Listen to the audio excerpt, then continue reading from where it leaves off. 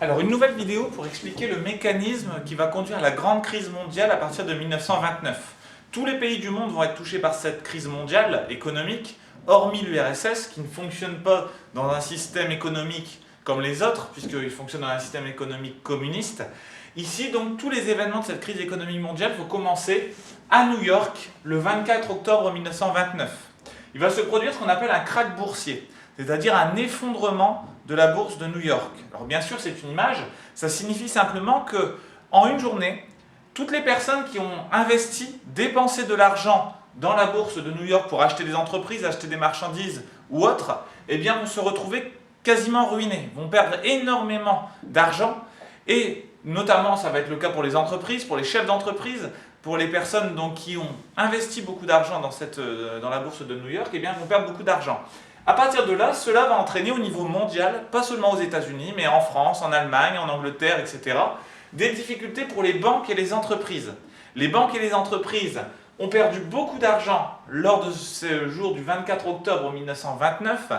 et ça va entraîner donc des difficultés à l'intérieur de celles-ci. Une entreprise en difficulté a deux solutions, soit fermer, soit licencier, c'est-à-dire renvoyer des employés, des ouvriers pour avoir moins de salaire à payer et donc pour pouvoir limiter les dépenses. Donc on va avoir à travers le monde une grande vague de licenciements et un chômage à partir de là qui va augmenter de façon très forte. On se retrouve quasi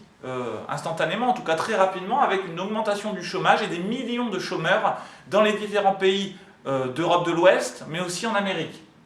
À partir de là, une personne au chômage ayant peu d'argent, elle ne peut plus consommer, c'est-à-dire qu'elle ne peut plus acheter. Elle ne peut pas acheter de voiture, elle ne peut pas acheter elle peut acheter moins de choses pour se nourrir, moins de choses pour sa maison, elle ne peut difficilement dépenser de l'argent. Et à partir de là, on rentre dans un cercle vicieux puisque les gens étant incapables d'acheter, eh bien ce sont les entreprises qui vendent des produits qui vont avoir du mal à vendre ceci. Donc on se retrouve ainsi dans un système